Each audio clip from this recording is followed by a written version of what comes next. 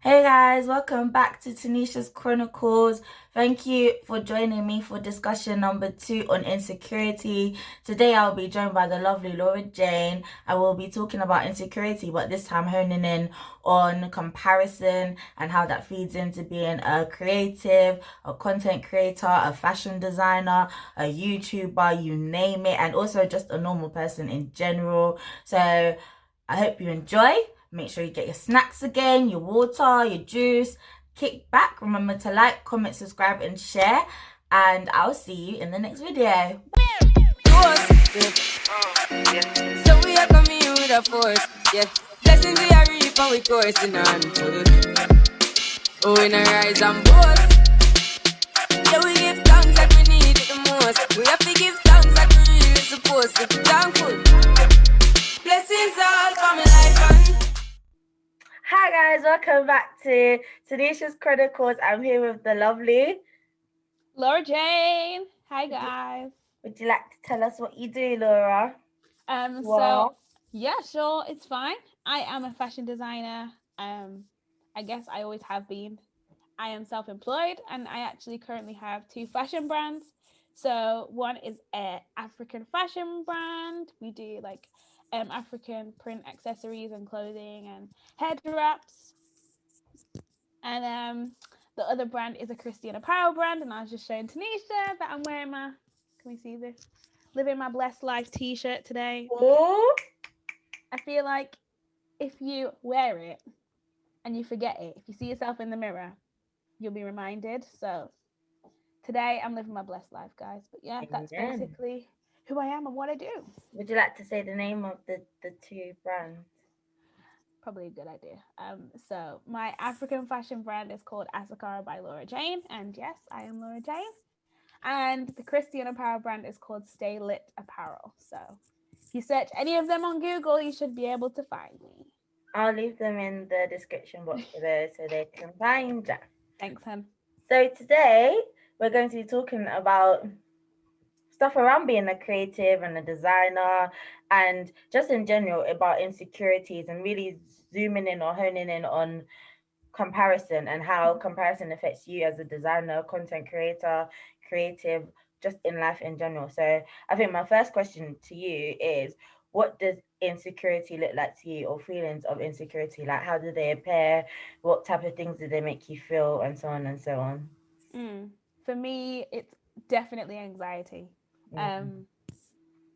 I didn't even realize it was anxiety until I started doing a bit of research for my friend who was feeling quite anxious about stuff, and like his behaviors were weird. So I did some like kind of digging to see like, why is he acting like this, da da da da. And I realized, right, okay, you're going through some sort of anxiety. And then I was like, whoa, this is me. And like, you know, you see a post and you're like, Triggered. this is me. Yeah. Literally, I was like, okay. Like and also I didn't realize, like, I'm a person who's very high functioning. So if I'm feeling anxious or like worried about something, a lot of people retract, disappear, stay quiet. I work more. And so I couldn't always notice it, but for me, like, it's an internal thing that people wouldn't really see because I'm still doing a lot of things. So yeah, I'd say for me, anxiety, but you can't really see that I'm going through it because I probably won't say it and it probably won't show. I love that. I love the vulnerability, and I feel like that's very relatable. I feel like so many people don't really know what they're experiencing until it's like they either research it or they hear about it and they're like, wait, bro, what? Especially high functioning anxiety. I feel like people don't understand that you can be high functioning and have anxiety. Like the two can actually go every day lying in my bed, dark room, whatever. Like, I can still be on the go, going to work, doing what I need to do, but my body is literally on edge, like it's there. So within insecurity, as I said, we have comparison. So when you, so in the fashion world, right? How does insecurity and comparison play into that? the fashion world, I think, is the industry of comparison, full stop. I can imagine. Because you're always competing to be good enough. Like that's basically how it works. Even in like university, I remember like doing my whole degree and getting right to the end of the degree. Had to do a 6-piece collection, and this is like what you work up to do through the whole of your degree, the whole of the 4 years. And so there's like, let's say 40 people in my class, but only 20 spaces to show at Graduate Fashion Week. And so that's like half of you are going to get cut, half of you are, as it were, not good enough to go on a catwalk. Mm. And I remember the catwalk for my uni as well. If you don't get into Graduate Fashion Week, you don't get into the uni catwalk. So it's like, it's almost like you never get seen. Like, and this is a great exposure to start off your brand or to like show the world who you are. And we literally were there for a whole day, and it was like one by one they'd just come in the room, call someone's name, you have to get your collection ready, put it down like the corridor as a runway, and then they would take your collection on the models into a room, and then you just get your clothes back. And mine were like different jackets on different things, they'd moved things, da da da. And I was like, okay. I was hopeful because I was like, yeah, I think it's good enough. Like I'd Mm. done an African print collection, and I was like, it's different to everything else that everyone else has done and whatever. Um, so then they call out all the names, and my name wasn't in it. How did that make you feel? Um, to be honest, initially I was just like, oh well. Like I felt like whatever. I tried not to take it to heart because Mm. I think the problem is sometimes you think I didn't get into this one thing, so I'm not good enough. Full stop. And It's I like don't an think absolute. it's not what it means. Like Mm. um, I had to go home and like my family we were gonna celebrate because I was like, guys, I'm gonna get into the show, da, da, da. And they were like, I told them I was like, sorry guys, I didn't get in, and they were like, nah, you're joking. I was like, no, because I was smiling because I was trying to be hopeful, and Them they were ones, like, yeah. I was like, no, I really didn't get in, and they were like, oh, it's okay, we'll celebrate anyway. And I was like, yeah, great idea. Let's just have the curry anyway, you know. Love it. Love it. And yeah, it was hard. I think I also thought that was the first class degree gone because I Mhm. really wanted to get a first. My brother got a first, and I was like, not living in his shadow, but I wanted to do as well as he did. So I was so scared that because I didn't get into the show, that I wouldn't get my grade. But then I did get my first. So I was like, wait, I'm not good enough, but I did all the work. Like, anyway, whatever. Um, and I think just every like it even got worse because we went to Graduate Fashion Week. I went there to support everyone else, and like some of your work's meant to be on the wall.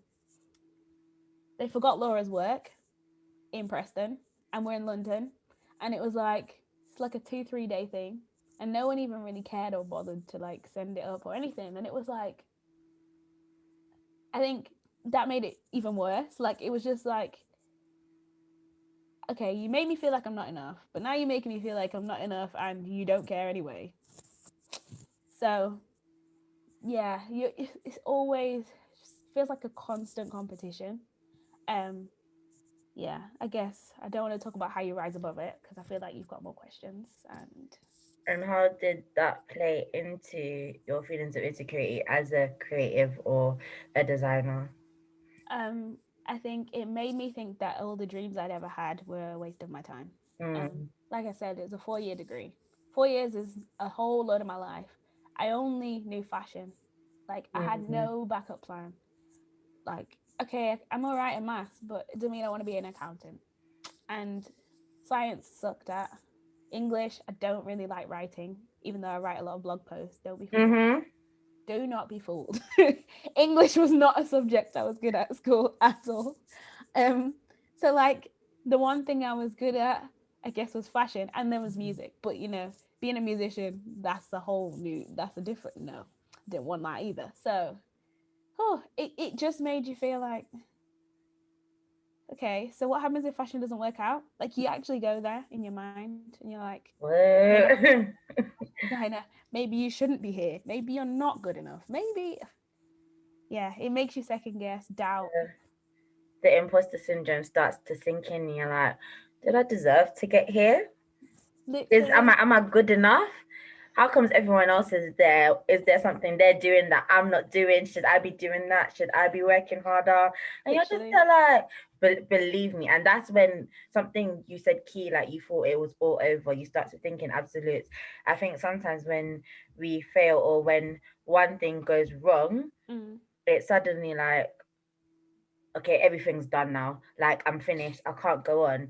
And that is such a dangerous way to think because imagine if you mm, hadn't carried on, there would be no Sakara by Laura Jane, no Stay Lit Apparel, nothing. Do you know what I mean? Like the dreams, how far you've come. Like you're now what working for pieces to be put in museums. Imagine if you just stopped there, you would not be literally. here.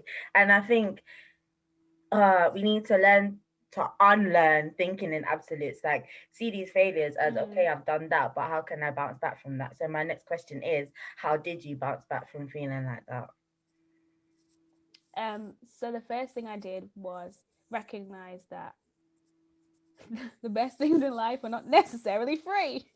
um, and what I was like, Laura, what did you want? And really, I just wanted to put my clothes on a catwalk for people to see. Like, I really wanted to show the world what I could do. And I was like, okay. My dad always said, like, if you can't find a job, make one. And that has been the reason that I've started my own business and my own brands. Because yeah, that's a whole other story. But the whole same kind of imposter syndrome slipped in. And so yeah, I was like, I just want to get my clothes on a catwalk. So what I did was research catwalks that actually I could get onto. And truthfully, if you have money, you can do what you want. I'm thinking I'd saved up money from uni because I was living at home, and I was like, let's do this. So I just paid to get my stuff out there, and I paid some money and I was able to get into a catwalk show. And it was the most thrilling experience of my life, because I was like, oh my days, like I was backstage and I'm watching this whole thing like of Africa Fashion Week London backstage. My family drove up from like all over the UK to come and see. Oh, it was so amazing. Sadly, I've never seen the video of this catwalk because my friend took a video, but Facebook at the time was just like, okay, copyright song, so they took it down. I Oh, was like, no, I didn't even get to see. Um, but literally, friends and family came from like everywhere just to see this one thing, and it was a monumental moment for me. And I was like, that. God, thank you, because I didn't stop, and I was like, I know you can take me where I want to go. Amen. Um, so yeah, it was, I think, an eye-opening experience for me to be like, if you really want something, there's always a way. Like, and yes, there will always be people who also do the same thing or are better than you or whatever. But so, like, oh well, like you can't live your life going, I'm not as good as, because you're not supposed to be that person. You're you. Boy, Like, yes. Preach it, Laura. You're even telling me. Honestly, I'm only literally doing this series because this is me. Like, mm-hmm. see other people starting things, and especially as a don't like really like calling myself a creative, but You're a content creative girl. creator, Come on, whatever. come on. And I just be sitting there like, am I supposed to be doing this? What is this what God called me to do? Because obviously, I grew up in church singing, but it wasn't. Do you know what I mean? So I'm thinking, does God want me to go back to singing? Is this what He's trying to tell me? Like, no, you're supposed to be singing, sis. Like, I tried away from it. This is why this is failing. But then I'm like, no, this is your head. Like, Yeah. do what you need to do. I think you and someone else has told me the difference is you. Mm-hmm. Like yeah, the other person can be doing what you're doing. Yeah, someone else might have gotten there before you, or they've met, they've gone to places where you wish you were, or Mm-hmm. their work has been on the walls, their work has been on the catwalks, their work has made TV, and you're sitting there like, I want to do that, but it's like sometimes I have to remember there's a different time and a different path. Just because I've envisioned it like this doesn't Mm, mean it needs to go like this. Just because I want A, it might go B. And I'm like, I need to learn to accept that. 100%. And if I said that everything that I had like envisioned went the way that I planned it to, I'd be lying. Mm. Big time lying. Like, if you asked 21-year-old me like what the plan was, 21-year-old me had it down to a map, like cross section, like she knew. I knew the plans I had for myself. There But then was. it's like, then you read the Bible and God's like, I know the plans I have for I you. have for you. Right, right. So Laura's like, I have the plan. And God's Mm-hmm. like, you have an idea. That's nice. Congratulations. I have the plan though. And I would even say, just on what you were saying before, sometimes we stop ourselves because we don't have good enough gear. I know, like, I used to hear my friend be like, oh, like, I don't have a good enough camera. Uh, so, Now you have like, my phone. I'm sorry, but the best YouTubers, the best kind of content creators, did not start off with the Mm. best equipment. If you look at their first video, which they might have hidden because they're like, you know what, this doesn't go in my aesthetic anymore. But if you could see their first video, you'd be like, hold up, you were a kid just in your bedroom with some pixelated 360p, like no Honestly. HD, and people watch that. Mm. But the consistency, the drive, the determination to continue, um, it gets people places. And I think as well, we need to look at what success looks like, because sometimes we think success looks like a million followers, right? But I'm coming to realize that if I have a million followers and only 10 of them really care about my content, the number a million is actually fake. Honestly. Like, does it even matter? Because I don't even want to do the math before I get it wrong, but you know, like Don't ask me a either. million minus 10, like it's only the 10. I might as well have 10 amazing followers. Mm-hmm. And maybe the world is looking for the million to be like, let me give you the Instagram blue tick, or come and, like, you know, do all this for our brand and be an ambassador. And but wait, is that even success to me? Like, I is that think going to help that is me? such a key point when it comes to insecurity.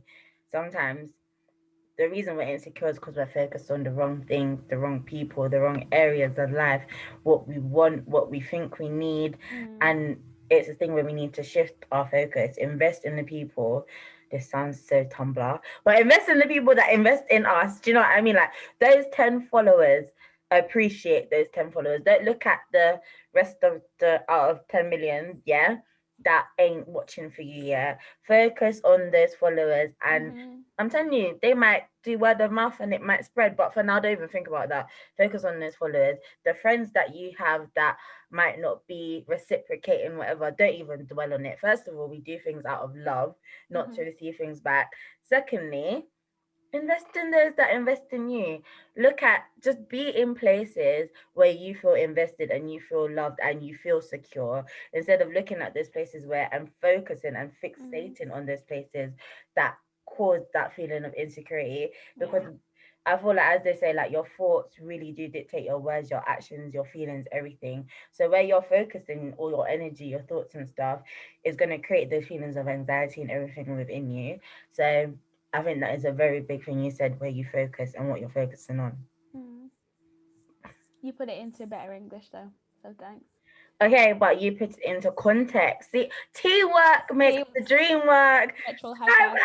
I love it. I love it. I love it. I'm not saying that sometimes we do need to, push ourselves out of our comfort zone, Definitely. because like even with friends, I'm gonna bring Laura into this now.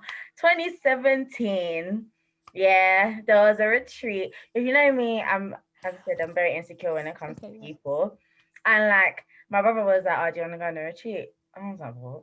I was like, what's the church? He said, Preston. I was like, I don't know that church. Like, I'm from London. Like, I'm from Ends. I don't know people up there. Like, that's you. Do you know what I mean? And I was like, I'm gonna have no friends. And I was so scared. Guys, me and Laura have been friends for what? It's been 4 years now, isn't it? Mm-hmm. 4 years. I made other friends from that retreat as well. Mm-hmm. Like, sometimes you have to ignore the insecurity and like maybe focus on it, but in a way where you're focused on it to develop yourself. Mm. Because I feel like there's two paths. There's a way of don't focus on it if it makes you feel that bad, like removing certain people who you're following on Instagram or whatever, or focus on it but reframe the way you're focusing on it. So yes, this makes me feel insecure. How can I get out of that? How Mm. can I use this to develop and stop feeling insecure and see where you go from there? So yeah, 100%. I think I had one more question.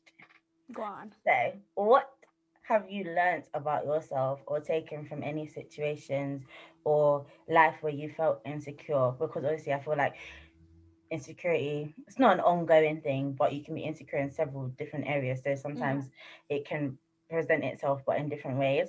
So, when you do fall into those situations, what do you learn about yourself? Does that make sense? Yeah. Yeah. The question is, how do I answer it?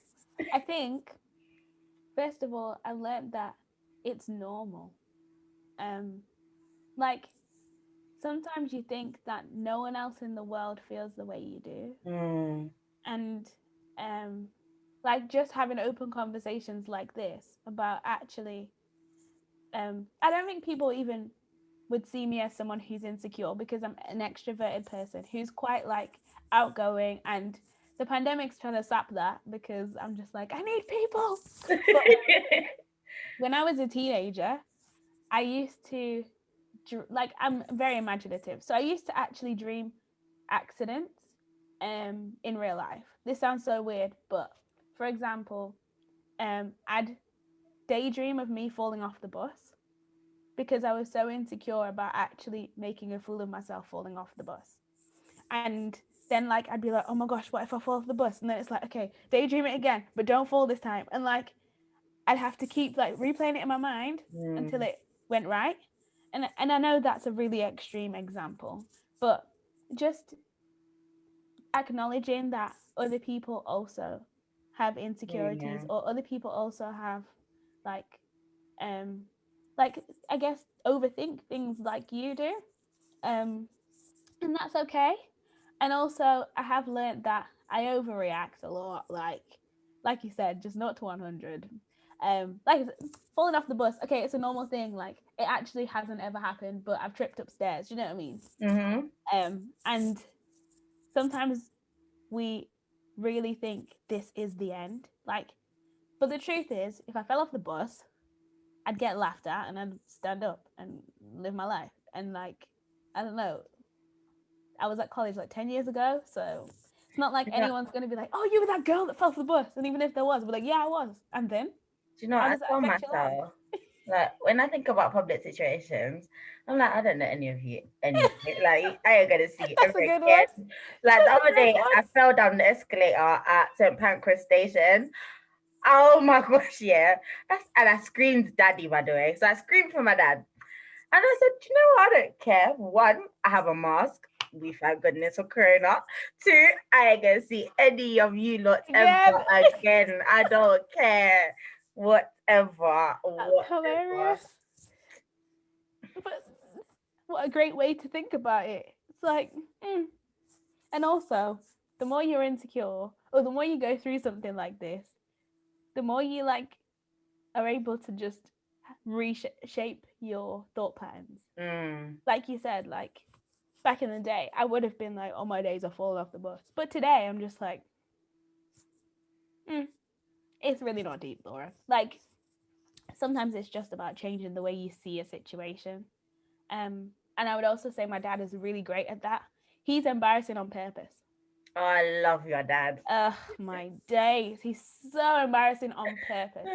So like, if something embarrassing happens, and I just think, oh, what would my dad do right now? He would probably just laugh it off and play on it and be like, yeah, I did it on purpose or something silly like, and he'd be like, oh well. And sometimes, yeah, it's good to just not deep it so much. Take yourself so seriously. Yeah, take a breath, breathe for a second, because I did see a meme today, and it was like Elijah, he literally panicked, ran away, and then God came. He was like, "Don't worry, have a nap. Here's a snack. You're okay." Like, Honestly, that is I was reading that the other day. Honestly, that is genuinely what he did. literally, and it's like, as funny as that is, kind of true. Like, sometimes you just need to sleep it off, take a breath, eat something, just like go back to the situation and realize it's okay. Like, you're okay. So yeah, I hope that answered your question because I talk a lot. No, I love it. You shared some very good words to that. Do you know what? I would love having you on my channel. I feel like I need to invite people back more often. Like you'll definitely be back. But yeah, I've loved it. You know what? You really helped me to see that I should carry on with YouTube. Yes, As much as please. it hurts, I will carry on. This is an out of the comfort zone one. Sorry. It is. I hope it's inspired all you lot that watch as well, whatever you're going through, because as Laura rightly said, everyone has insecurities, and it's important to remember that. But learning to manage yours and deal with yours and overcome yours is even more important. So yeah, so thank you so much. Again, I will be leaving all her creative links in the description box. Whoops. So make sure you check that out, and I'll see you guys next time. Bye. Can't ball in a life, man.